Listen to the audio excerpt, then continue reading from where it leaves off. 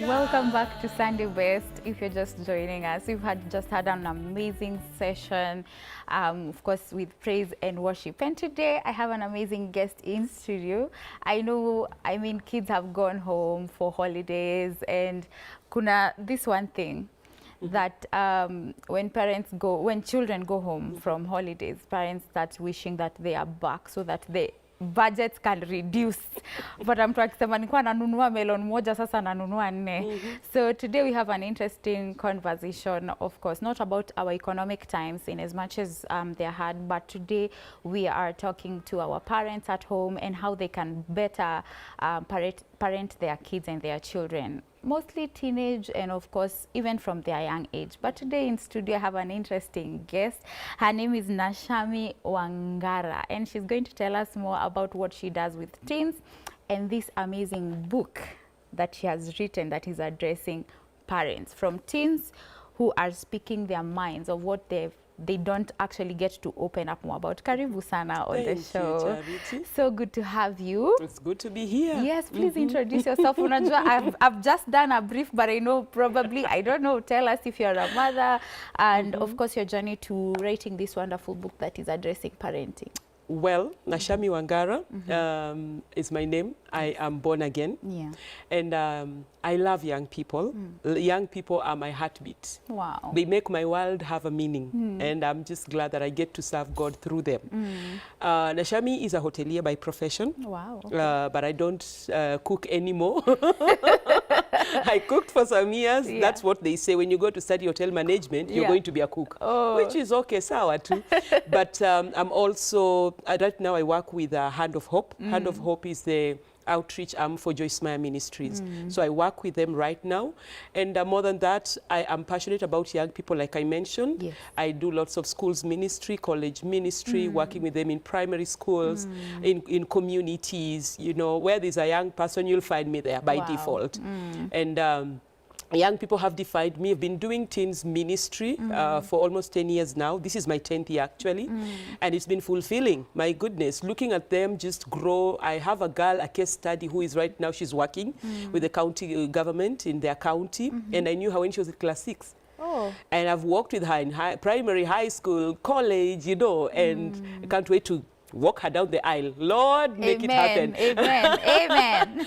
So it's just rewarding when you look at such journeys and it's been fruitful. And young people, actually, I forgot to mention, I am an author of 3 books. This is my 3rd book. Okay. And the very first book actually was birthed, or rather stirred up by young people. Because I would get to their spaces and share my story, my journey.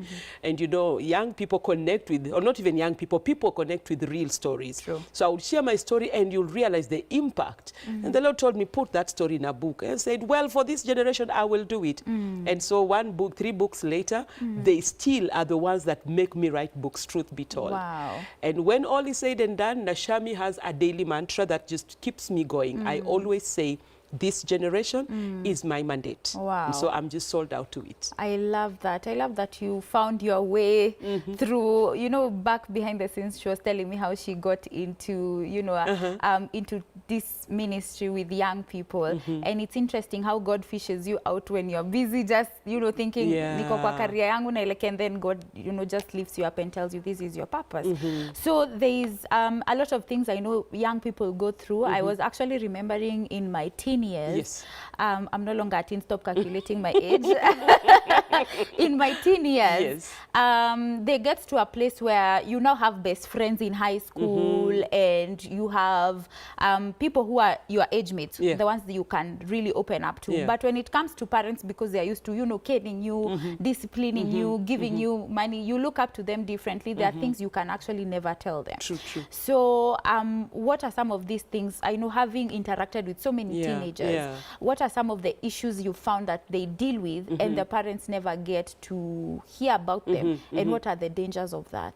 Well, talking to young people, normally this has always been my approach. When I'm talking to someone, maybe they're going through something, I'm not quick to help them out of it. Okay. I would first want to establish, how did it all begin? Where are we coming from? So, like, for example, if a child comes and tells you, masomo haingi, imekataa tangu form 1 mpaka form 4 haingi, nifanye nini? And you engage this child, you realize there's an underlying problem that if it's not dealt with, there's no academics improvement we will experience. So in digging that, these kids get to open up. You know, this is what happens, Charity.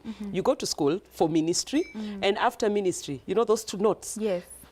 To notes, unafikanga nyumbani na notes hivi, nasema, oh my goodness, I wish I would open there we deal with it then.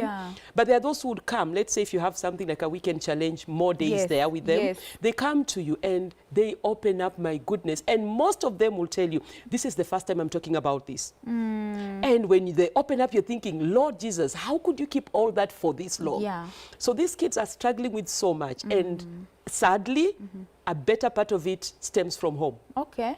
It stems from home. So, like you're saying, we grew up, and sadly some are still in that space. There's a gap that keeps growing. Yeah, like, that's my parent, they provide for me, they pay my fees, they ensure I'm in good hands, blah, blah, blah, but that's it. So when I need to talk, I can't talk to mom about this. I can't tell mom I'm struggling with this. Kids are dealing right now. It's a menace that is global, and Kenya, we are not exempted. The LGBTQ thing. You have a young girl coming to you and telling you, I am in this thing and I can't tell my parent. And I'm okay being in this thing, but I won't tell her, but I can tell you. I know people are wondering, what is she talking about? You know, I've read one of the letters in this book for Dear Parents. It's one that has many teenagers coming to speak. Every chapter is addressing a particular problem. Yes. So in chapter 1, it's talking about child and parent relationship.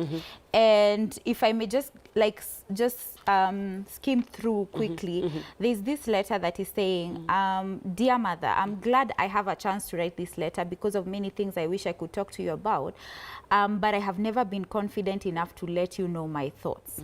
If I jump to the second one, it says, the second paragraph, now when writing this letter, I feel like crying.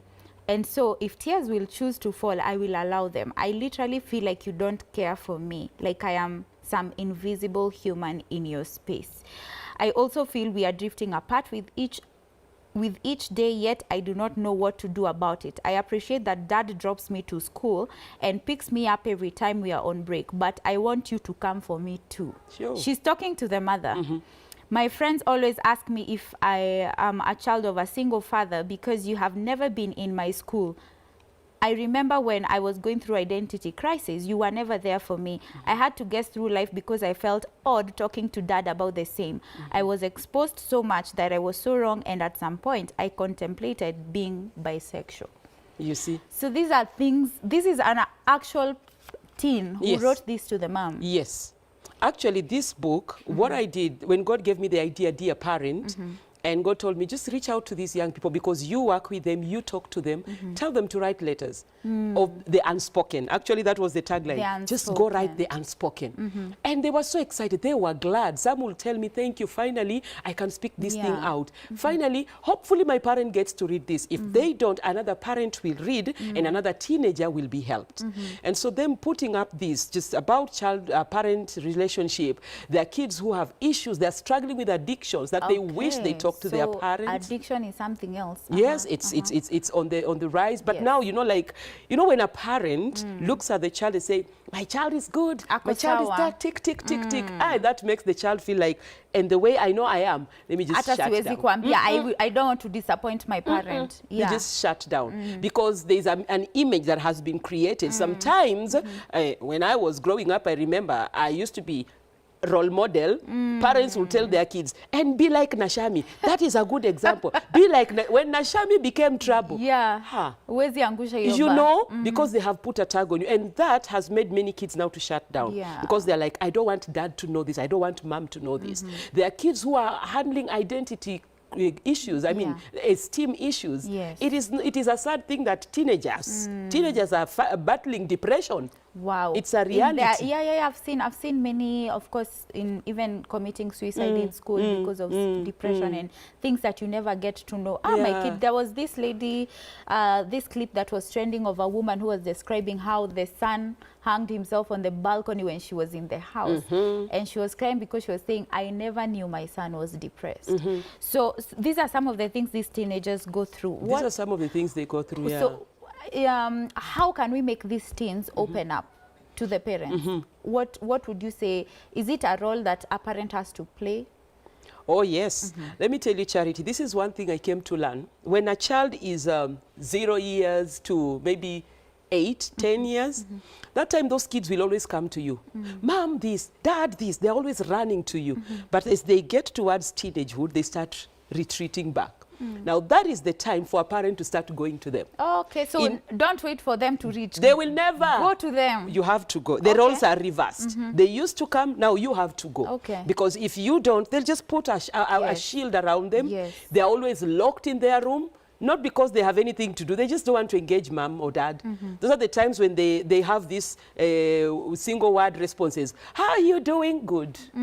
Oh, so how was school? Fine. Like they don't want story with you. They have nothing. They feel they have nothing to tell you. Yeah. And so it is a critical time for parents now to start coming in, you know, creating that. You have to be intentional in creating that relationship because by virtue, me and these kids, there was a time I didn't know them. Yeah. Right now, they are so part of my life, and I'm working with them. Why? Because a relationship was built. Yes. So it is key. You are a parent because you brought forth life. Now create a friendship by building a relationship. Be intentional. Get to know them. Sometimes you can be called, for example, to school and told things about your child, and you say, that cannot be my child. Yeah. My child cannot go that direction. Do you know your child?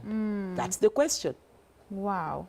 That is question number one. Number two, we are looking at it in terms of if we are going to work with them because they need guidance. Yes. And with this, I appreciate every parent because parents make effort. Yes. They do. But even with that, these kids need guidance in many things. It is sad for a child. Our days, well, matters, for example, sexuality. That conversation for where? With who? You know, but out of the table.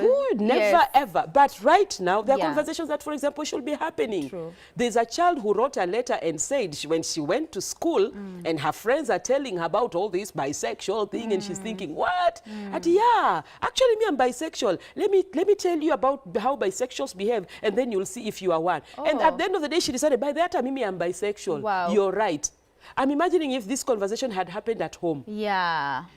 Let's not let the world Yes. raise them. Let's not let the world shape them. Good. If we don't, the world will. It's willing. My goodness, the internet is willing 100%. To teach your kids. So Very we better true. take our place. I have seen that also in, I mean, I've had this in schools where parents, they are told when they go for, you know, if it is like, hizi siku wanafunga shule, they are told that, you know, it's whatever the kids do in school, they start from home. Yes. The foundation is built from home. From home. I know time is running very quick, but there's a quick letter I wanted to also go through quickly. Okay. And it wasn't about depression. Let me just look for it. Yes, this one. It says, Dear Mom, here is your daughter who has something in her chest that has been eating her up. I'm glad I can write this to you. I hated it when I found out that you are cheating on my dad.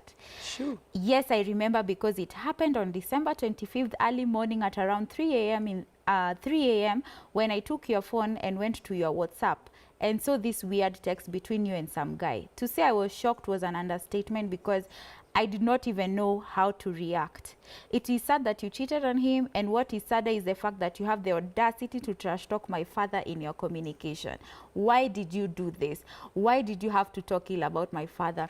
This is a teenage who is now like, okay, the relationship is between the parent and the dad, but now she has found out what the mom is doing. Yeah. In such a situation, how can you help such kind of a child? You are the mom. Yes. She doesn't even now want to talk to you anymore. Well, you know, there's a thing about adults. Sometimes when kids are around, we behave like we are the right ones. We know what is right. And sometimes I always say it's not like an everyday thing, but trust you me, there are times when as a parent, you will have to come and tell your child, you're right, this was wrong. Yeah. Because now in such a case, how can you deny that? She saw it. She it's has the evidence. She has the It's evidence. there. Back na date na time, Yes. you know. So it's like, Mom, you did this. How could you do this? And I'm imagining if my child writes that letter to me or tells me that, Yeah. my goodness, I would want to breathe in and breathe out first. But just, I feel not that you owe her all the explanation, Yeah. but the owning up, like 1, 2, 3 has not True. been right. Yes. As your mother, I have faulted in this, and let me engage your father in this, but just the owning up. Which is something parents do not do most of the times. Unapata, especially in our culture, if your mom in some way ama hata pia ako wrong, they'll never admit. Watakuja kuambia ni kuongeze chakula. I know. Or they buy you something that you had been anticipating. Yes. Now, our time is so far gone, but I'm glad that we've gotten a few things that parents can glean from this book. Tell us where people can get the book, and how people also can reach people who have maybe a teenage who mzazi ameshindwa. Sometimes they try to reach and then it doesn't work. So they need someone like you who can help them come back together or gel back together. So how can people reach you? How can people get the book? Well, on social media, that is Facebook and Instagram, I am Nashami Wangara. And for the book, you can just access me, just DM me, drop me a message, and we can work on that. Alternatively, you can reach me on 0781 651 871. Nashami Wangara, and I will get back to you. And this book is available across the country, across Africa, and all over the world, because right now we have a few people that are reading that book in Iraq. Wow. I don't know if there are parents there, but it is in Iraq. Last week the books went to Iraq. So, I mean, as long as you're a parent or working with young people, you need this book. And it will really, I call it a parenting manual. I love it. I love this. So please get yourself this book, dear parents. Get to know, even from just reading from what other teens have gone through, you'll get to understand how can I reach out to my child, what are some of the things that they are going through at this moment, because sometimes as parents you're just like ko sawa vile yako. So thank you so much for coming. It was a pleasure. It was a pleasure. I've learned so much more. I'm not yet a parent, but I'm going there, so at least now I have the foundation and the wisdom. Yay. Na ndiema lazima aende na hii kitabu lazima yeye ni mzazi. So thank you so much for tuning in. We are going back to the music and then we'll go to the preaching. Don't go too far.